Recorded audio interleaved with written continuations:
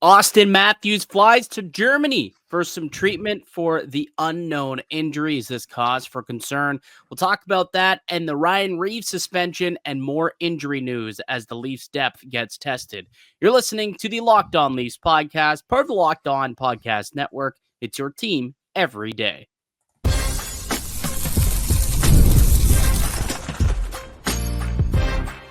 You're Locked On Maple Leafs, your daily podcast on the Toronto Maple Leafs. Part of the Locked On Podcast Network, your team every day.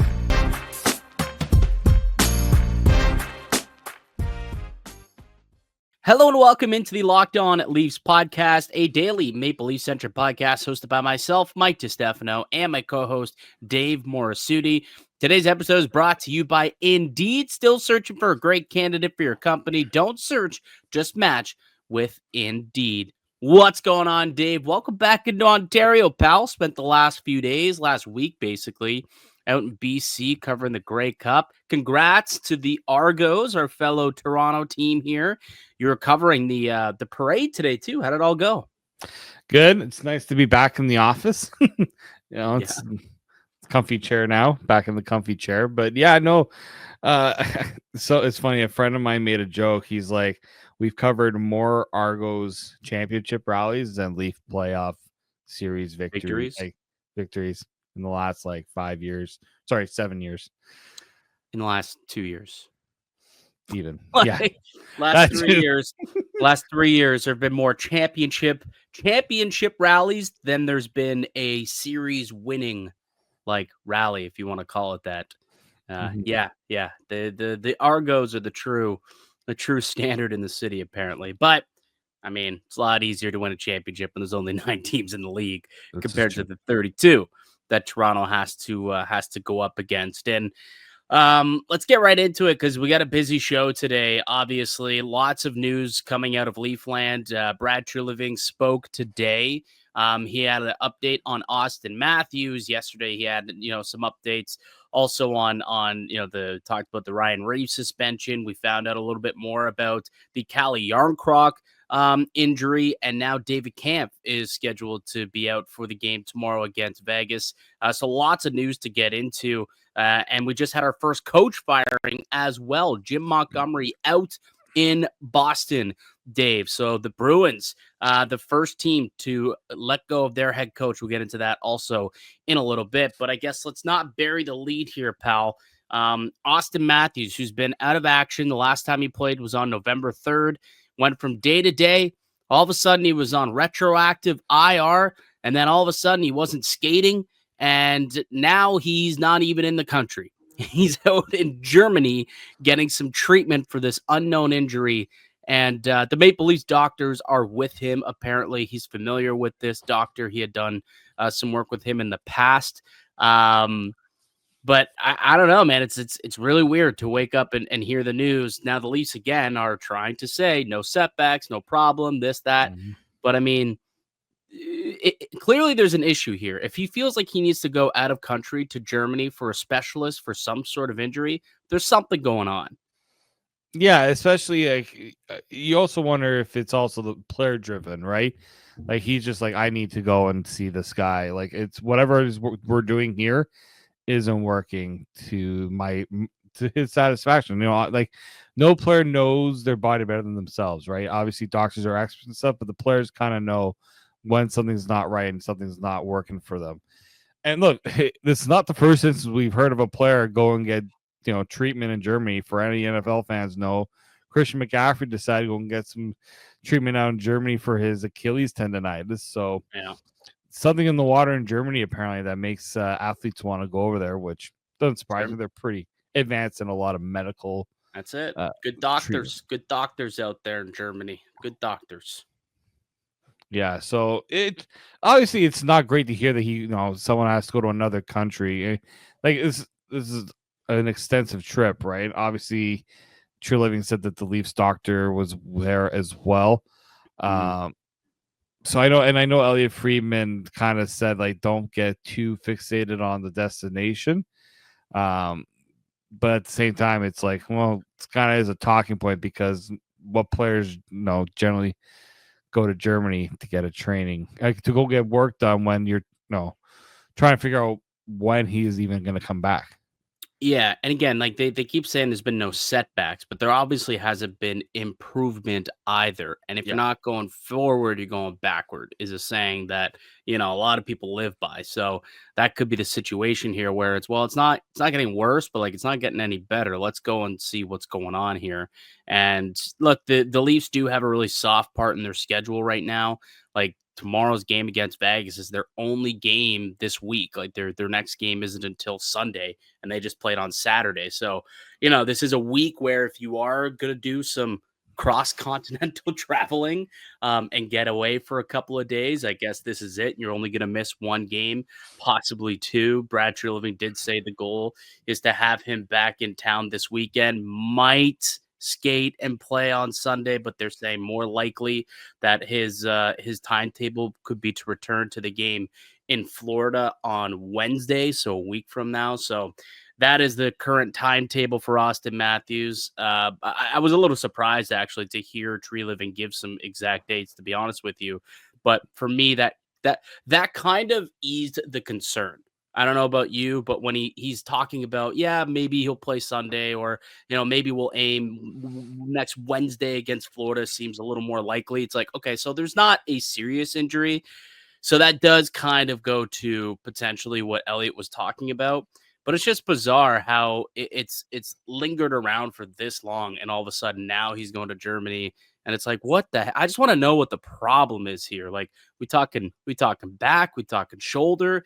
Is there a concussion element to this? Like I just don't know what the injury is, and that's what I think is kind of frustrating to Maple Leaf fans too. Yeah, I mean, I think we could rule out the concussion part because I don't think they're sending him on a plane overseas if that's the concern. Good point. But yeah, I would say back back especially. We know that he's had that issue with the back in the past. Was it? I'm trying to remember when he got he had time when he was in overseas before he got to the NHL. He had a surgery done where he had plates. Yeah. I don't know if that was his wrist, or I'm trying to remember where he had a surgery where he had a plate put in. I can't remember which one exactly that was. But like there's past things here, right? And that's the concerning part with Matthews. Is this, yeah, some things pop up on him, but there are things from the past that have always kind of crept back in with him. So yeah, this is not some little minor, in my opinion, this is not some minor thing. As much as they're trying to brush it off as a minor thing, it doesn't seem that minor considering how much time he's missed. Well, and they keep saying like, yeah, when he comes back, we're hoping that this is completely behind him. But like, I don't really understand how that's going to be possible if this is something that's lingered here now for 3 weeks. All of a sudden, 4 days from now, it's never going to pop up again. That's what's strange about the word use that they're using, the verbiage that's being used here when they're describing the reason for why he's being held out. Like if this were the playoffs, I get the sense that he would be battling through this injury and he'd be playing through it. But right now they're not willing to risk it. And the team's playing well, right? Like they're 5-1 coming off a big win against the Edmonton Oilers. Mitch Marner's playing at an elite rate right now in his absence. So, there's no reason to rush him back into the lineup. They are winning games where they're 5-1 with him at the lineup at this point. So, we'll see. Tough matchup tomorrow night, obviously, against Vegas. But it was tough over the weekend, too. And they beat Washington the night before that. So we've got a couple of big wins with him at a lineup already. So they can afford, I guess, to keep him out and try and get him back as close to 100% as possible before getting back out onto the ice. So, again, the goal is very slim chance he could play Sunday versus Utah. Most likely he'll be back in the lineup Wednesday against the Florida Panthers. That's from the words of the mouth of Brad Treliving. It's not the only injury update we have for you, though. A couple other guys we got some updates on, including David Kampf, who's now been placed on IR. We'll tell you about that and who's been called up to replace him next here on the Locked On Leafs podcast, part of the Locked On Podcast Network. It's your team every day. Today's episode is brought to you by Prize Picks. Prize Picks, you can now win up to 100 times your money on Prize Picks with as little as 4 correct picks.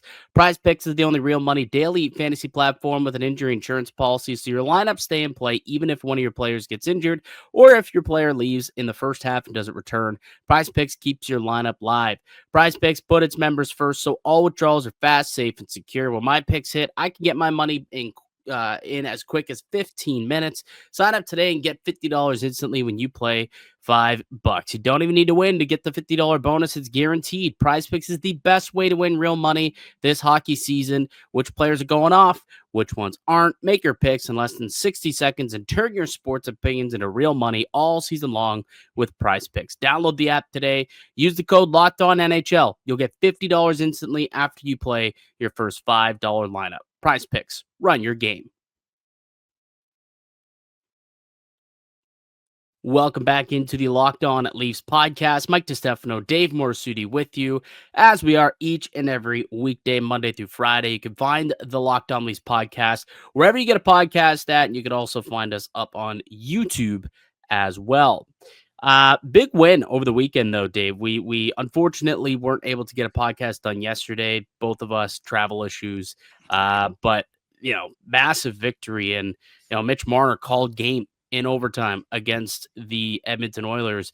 And just as we were alluding to with Matthews being out, this guy's really stepped up, and he's playing at a really, really high level right now. Yeah, watching that game on Saturday because 4:00 start in Vancouver. It's a little different, and you see where the leadership has picked up for Mitch Marner with Matthews out. Like, if you were considering everything he's got going into the season, right? All the talk about the contract, whether the Leafs can afford to keep him back, whether they want to keep him back too. Like, this is the type of stretch that makes you appreciate Mitch as a player, considering we constantly talk about the hierarchy, right, with this Leafs team, and Mitch Marner, I feel like he needed this to kind of remind people that he's still a good player. And I mean, yeah, that game especially, right? You look at he had to defend against a McDavid breakaway opportunity. It's a little tough to go one-on-one with McDavid. Even NHL defensemen struggle with that. Or two-on-one with McDavid and Draisaitl at that. Yeah, and that one too. And then for him to come the other way, right? Like, that's the part that was impressive, is that you just went through, a pretty tough matchup there defensively, and then you're going back the other way offensively, and don't know what exactly Stuart Skinner was trying to do there, because I know Mitch Marner doesn't have a terrible shot, but he doesn't have a world-class shot either. And I thought, and somebody was saying, he fanned it. I'm like, no, I'm pretty sure that was just a Mitch Marner was trying to get it in the spot that wasn't covered by Skinner, because he left a good portion of the net there open. I think it just, I don't know if Skinner expected the shot. No, right? Like, Marner's a pass first player, you probably assumed he was going to get it. Was it Tavares he was on the ice with on the 2-on-1? Like, he probably assumed, okay, he's going to pass it. And then by the time that he was reacting to the shot, he was going to be late on it. So he made the decision. It seemed like, at least the goalie did, that he was going to play the pass, and Marner decided, nope, I'm going to shoot this puck, and ended up calling game. But yeah, turning defense into offense, it's a strategy as old as time, and it really worked out for the Maple Leafs in that game. But he stepped up well.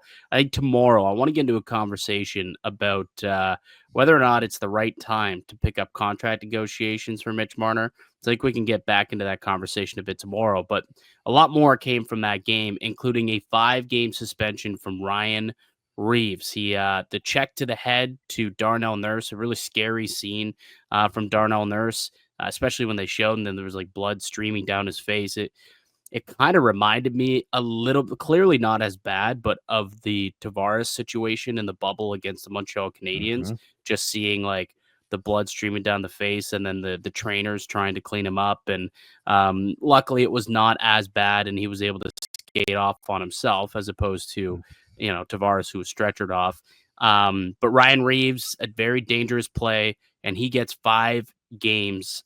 So he gets the book thrown at him. What did you make of that number? Was it too little, too much, just right? Where are you at? I called 5 as soon as I saw the play. I said, this is going to be a 5-gamer. Yeah. I know that a couple of days before somebody got a 3-game suspension, and I'm like, they're going to make an example out of Ryan Reaves because, whatever he thinks he's going to say about the hit, the still picture, there was a pic. I think Luke Fox had tweeted out a picture, clear as day contact with the head. Yes. Clear. Not even close. Initial point of contact being the head.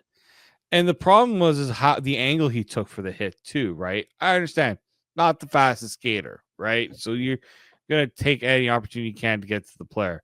But the way he was cutting, and I know some people were making the argument that Darnell Nurse wasn't exactly putting himself in a great position either. Onus is also on the player to deliver the check cleanly without having to hit the guy in the head. I think that's a pretty self-explanatory thing there. Yeah, right away I said, that's probably 3 to 5 games. And then when I remembered that he also had 3 prior suspensions, including a hit to the head suspension that he had back in 2021 on Filip Hronek, the 5 games made way more sense, where it's like, oh, there's prior. So he's a repeat offender of breaking that rule. So 5 games to me made a lot of sense. I wouldn't have even been surprised if they did a couple more, but 5 games allows them not to, do the arbitrator type of thing. And it doesn't sound like the Leafs or Reaves are going to challenge it. So Revo going to sit out the next 5 games starting tonight against the Vegas Golden Knights. The injury did factor into it as well. Yep. And it sounds like Nurse is going to be out for about a week to 10 days due to the injury. So, hopefully there's no lingering or long-term injury there for Nurse. Didn't look good at all. And Revo, that's a 5-gamer. No ifs, ands, or buts about it. It's a 5-gamer, and he's going to sit. And that's another player out of the lineup. So now you've got Matthews not playing. You've got Reaves suspended. Calle Jarnkrok, there was finally an update there, and he's going to be month to month. He's going to be out for a little bit, not playing for the Maple Leafs. So he had sports hernia surgery, so he's not really a factor. And then all of a sudden today, it's announced that David Kampf was placed on IR retroactively to November 16th, and he's going to miss a week. So you've got, at least 3 players, 4 if you want to include Jarnkrok, from your starting lineup out. And the depth is going to start to be tested here. And with all of that happening, the Leafs have called up Fraser Minten, Dave. The youngster, the 20-year-old second-round pick from a couple of years back, got a little taste of NHL action last year, played 4 games in the league. He ended up getting injured in camp this year, so didn't get a chance to compete for a spot.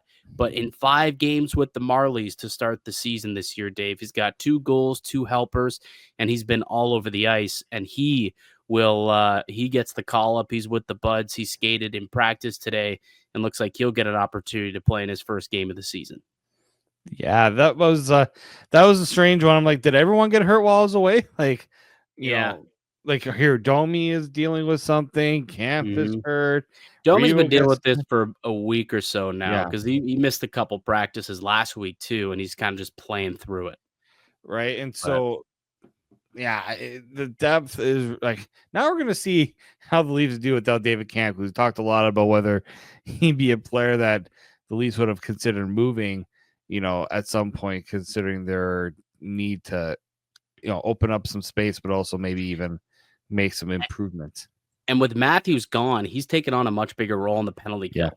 So that's going to be interesting, going up against the Vegas Golden Knights tomorrow night. Very strong team. Who can fill in to that role and pick up, where David Kampf left off. He was doing a good job on the PK also these last couple of weeks without Auston Matthews, where he's kind of been moved into a higher status for himself. So that'll be interesting to see how the Leafs can kind of get through that. But a big opportunity for Fraser Minten. We consistently talk about how this team, they desperately need to get like a proper third line center. And look, that's ultimately what Fraser Minten is supposed to become for this team. And if he's ready to be that now, I mean, this would be a massive boost for the Maple Leafs. So it's a big opportunity to Minton to show that, he learned from his experiences last year in the quick 4-game sample size that he had before being sent back down to junior. And if he can come in, if he can compete, work hard, play well and responsible defensively, maybe he can be factored into this team moving forward. It'd be nice to see, right? I know a lot of people like you hear Craig Berube and Brad Shelby kind of talk about he's just 20 years old. You gotta have to, wait and see. We're also not asking the guy to go and play top line center. We're talking playing a third line center. I think, there's a bit of a one side looks at it as he's been playing so well.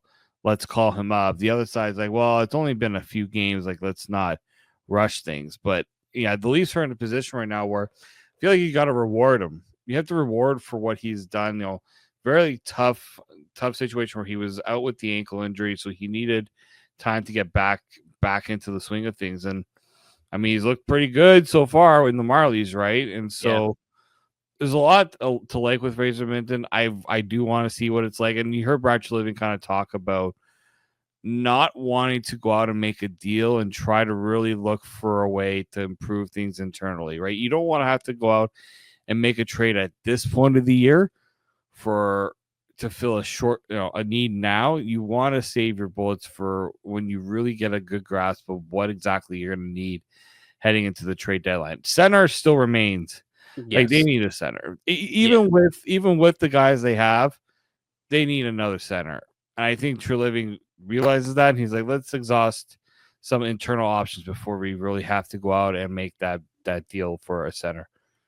Yeah, completely agree. And Treliving did applaud him for his high level of hockey IQ. And so we'll see that in action tomorrow against the Vegas Golden Knights. All right, big news coming out of Boston today, too. Just minutes before we hopped on the podcast to record, Jim Montgomery was fired as the head coach. We'll get into what's going on in Boston next, and also Ovechkin dealing with an injury now after his red-hot start to the year. We'll get to some around the NHL news next here on the Locked On Leafs podcast, part of the Locked On Podcast Network. It's your team every day. Today's edition of the Locked On Leafs podcast is brought to you by Indeed. We're driven by the search for better, but when it comes to hiring, the best way to search for a candidate isn't to search at all. Don't search, match with Indeed. If you need to hire, you need Indeed. Indeed is your matching hiring platform with over 350 million global monthly visitors, according to Indeed data, and a matching engine that helps you find quality candidates fast. Indeed doesn't just help you hire faster. 93% of employers agree Indeed delivers the highest quality matches compared to other job sites. Leveraging over 140 million qualifications and preferences every day, Indeed's matching engine is constantly learning from your preferences, so the more you use Indeed, the better it gets. So join more than 3.5 million businesses worldwide that use Indeed to hire great talent fast. And listeners of the show will get a $75 sponsored job credit to get your jobs more visibility at Indeed.com/lockedon. So that's Indeed.com/lockedon right now, and support our show by saying you heard about Indeed on this podcast. Terms and conditions apply. Need to hire? You need Indeed. The Locked On Leafs podcast continues with Mike DiStefano and Dave Morassutti. Toronto, it's an off day, but they're back in action tomorrow night against the Vegas Golden Knights. But lots of stuff happening around the NHL. It's been a busy week in the league, and no bigger story than what's happening out in Washington. Alex Ovechkin on an absolute tear right now. He's got 13 goals in his last 10 games, have 15, a league leading 15 goals this season through just 18 games. But Dave, last night, in a collision with Utah's Jack McBain, and he now is out week to week with a lower body injury, just completely taking the wind out of the sails of that storyline. It's so unfortunate. And like of those 15 goals, we talk about Ovechkin as the power play, specialist. 11 goals at even strength. Yeah, on like just an unreal tear that he's been on. We looked back at like watching the last few years and how brutal it was, and it was kind of leading into it. His production wasn't there. It felt like they were just trying to force plays to Ovechkin. Now that Washington's good, right, with the retool that they did, it's only helped him improve his ability now to score because he's got other players that he can actually play with. Now, obviously, he's scoring at a really incredible rate, 23% shooting. But even if you go back to his career average, his career average is about 13%, if I'm not wrong. But still, like, the way that he's playing right now, guy shoots 300 pucks a year. Yeah, like the way he shoots, the way he plays, there's no surprise to me that he was going on this tear because, again, this is one of the greatest goal scorers. Yeah, he's 39. Like that's the surprising. It's not that because he's done this in the past where he's ripped home 13 goals in a 10-game span, but no one's done this at 39 years old. Well, Ovi hasn't done this in like 3 years. I credit the coaching staff for this in a couple of reasons. One, his ice time is down, so they're not forcing him to play the 20 minutes a night that he was. Even more impressive though, less time to get it done. Well, I think but I don't. If I have to look at his offensive zone uses, I'm assuming it's really high. But like you're not expecting him to go cross down end to end to score goals like he used to in his career. Like that's I think what's changing. Yeah, is it incredible that at 39 he's doing it? It is, but I think they're putting him in a more advantageous situation to really take advantage of those opportunities too.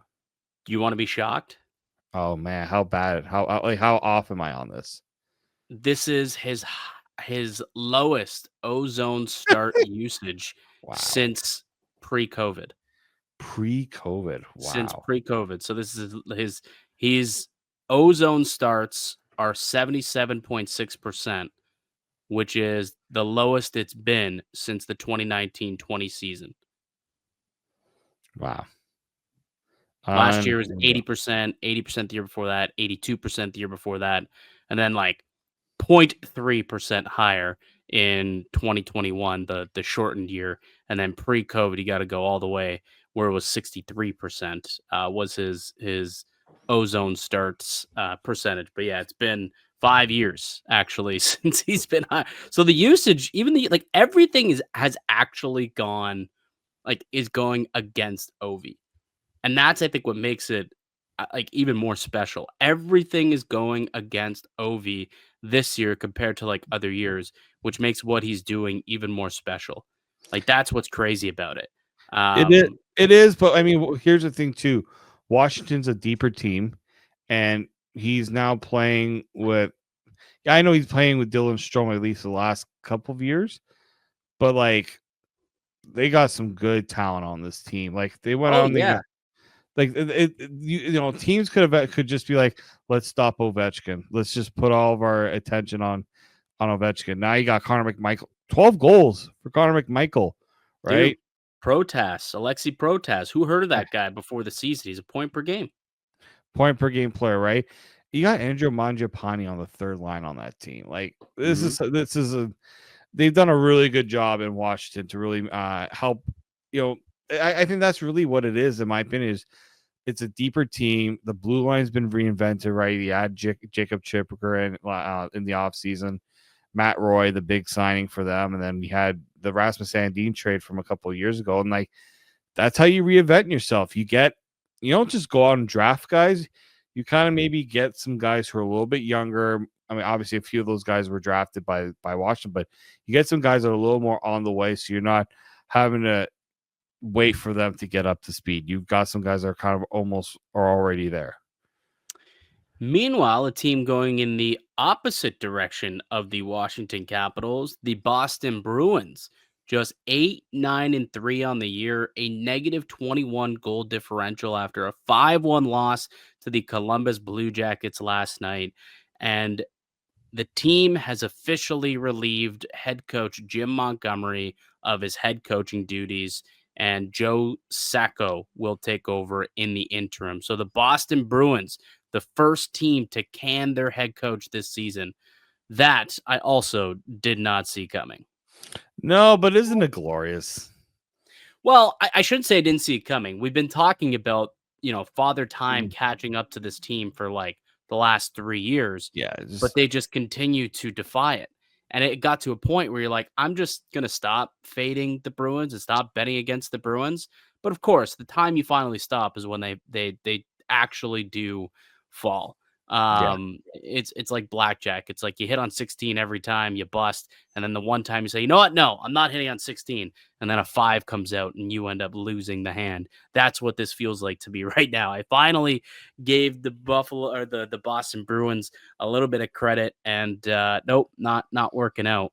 But yeah, it's concerning. And there was a quote from the general manager earlier today, who came out and said, our team's inconsistency in performance in the first 20 games of the season has been concerning and below how the Bruins want to reward our fans. So he believes that Joe Sacco has the coaching experience to bring the players and team back to focusing on consistent efforts that the NHL requires to have success.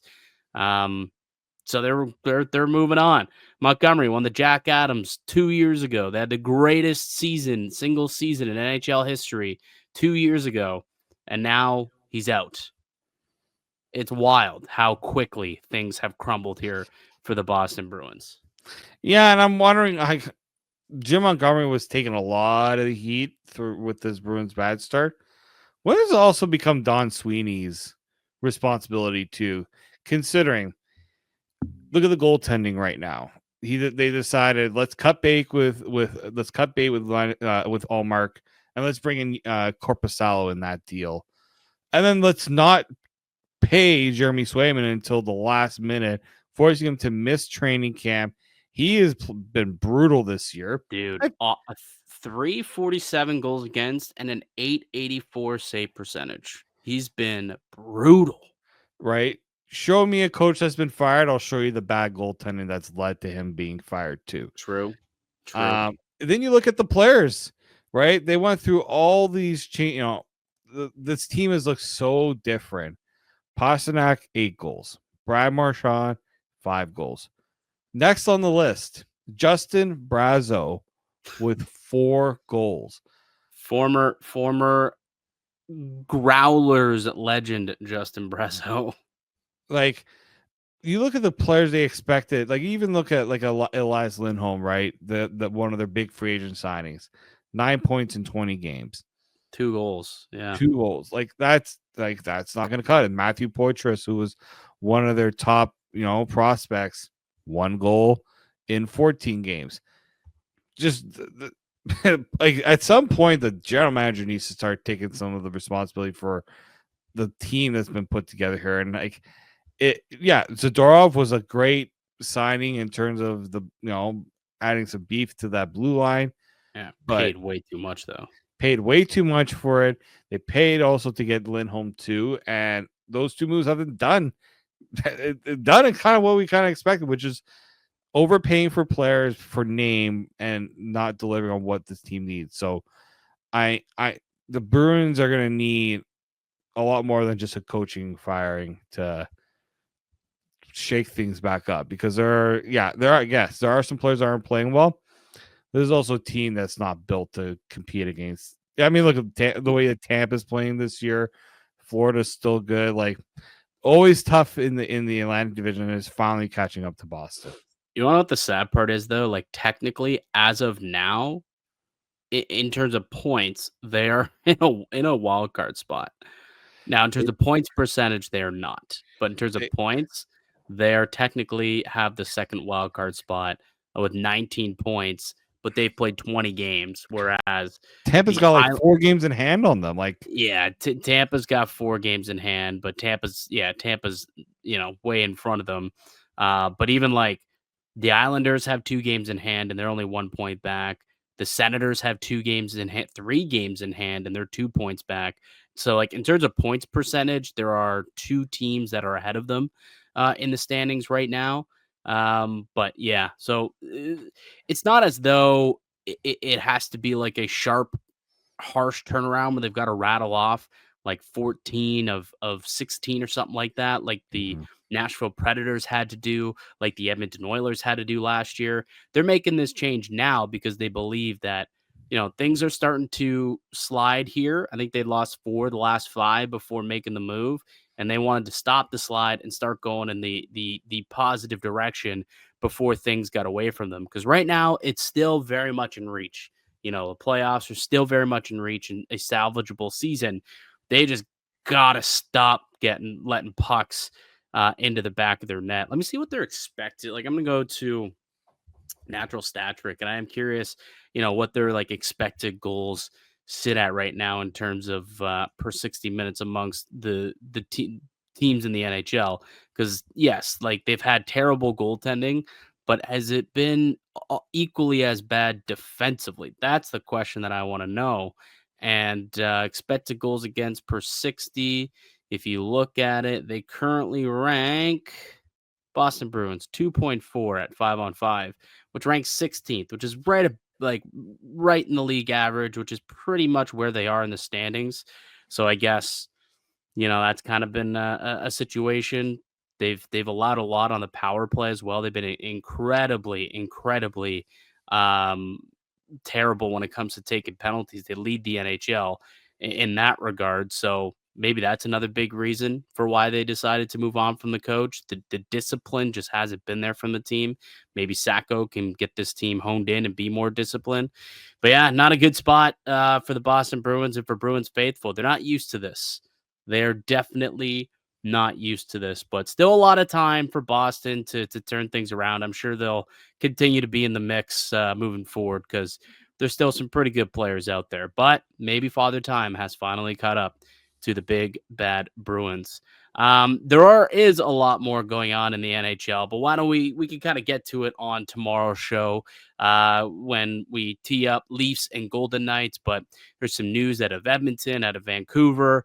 Lots of news going on that we can get to on tomorrow's show. But that'll do it for us here today on the podcast. I'd like to thank you all for listening and supporting the show. You could subscribe to the Locked On Leafs podcast on all platforms and receive daily Leafs content. Follow myself on Twitter at Mickey_Canuck. Follow Dave at D_Morassutti, and follow the show as well at Locked On Leafs.